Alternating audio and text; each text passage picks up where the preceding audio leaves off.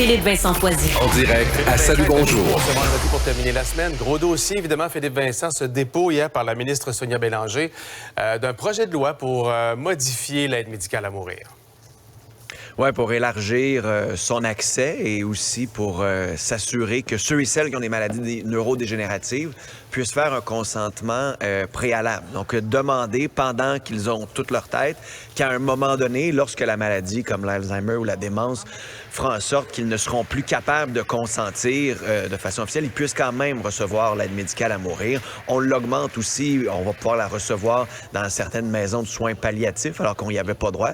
Ça amenait une confusion parce que les gens ne savaient pas nécessairement qu'il n'y avait plus droit. Donc, aller dans une maison de soins palliatifs, puis là, à la fin, demander l'aide médicale à mourir, ça veut dire, on la donne pas ici, donc devait être transféré en ambulance dans un hôpital pour mourir. Ça crée des situations qui étaient inhumaines dans certains cas. Donc, on va plus loin, mais on ne va pas aussi loin que les tribunaux et que le fédéral va aller. Parce que le fédéral, en 2024, va aussi ouvrir la porte à la maladie mentale.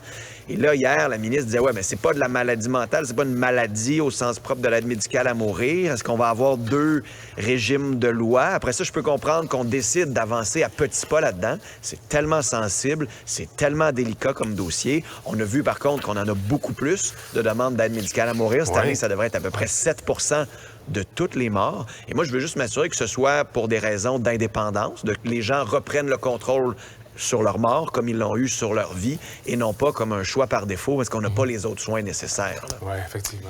Et Philippe Vincent, tu veux nous parler du dossier qui sera traité ce soir à JE, des minières qui peuvent se présenter sur notre terrain sans avertir. Et il y a des résidents qui l'ont appris à leurs dépens. Oui, bien, sur le voisin, parce que sur votre propre terrain, il faut donner le consentement, même s'il y a un claim qui est acheté. Un claim, c'est un permis pour pouvoir venir explorer. En fait, quand on achète un claim, il faut faire de l'exploration minière sur ce terrain-là. Le problème, c'est qu'on n'en parle pas aux municipalités, que s'il y a juste un de vos voisins qui a dit oui, bien, tant pis pour vous. Il peut y avoir du bruit de génératrice dans votre cour, à côté de certains lieux propices où vous allez faire vos marches, où vous vous promenez. Il pourrait y avoir de l'exploration minière. Là, à un moment donné, tu te dis, ça n'a pas de bon sens que ça se passe au Québec. Mais soyez pas surpris.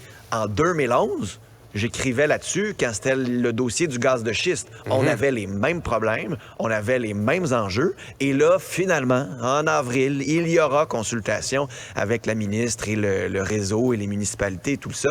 Tant mieux qu'on en discute. C'est juste que arrêtons d'être pris devant le fait accompli, alors qu'on sait qu'on a un problème depuis très longtemps. On a une mentalité de colonie au Québec où on vient prendre nos ressources naturelles puis qu'il n'y a pas grand monde qui en profite. Pensons les choses différemment. On va avoir besoin de ce minerai-là. Mais comment on peut le faire adéquatement? Je pense qu'il est temps qu'on s'en parle. Oui, il y a encore bien des endroits d'ailleurs où on a fait de l'exploration, que les trous sont pas bouchés puis ça reste au grand air. Non, en plus, c'est ça. C'est souvent, exact. Bon, merci, Philippe Vincent. Allez, bonne fin de semaine. Bonne fin de semaine. Salut. Salut.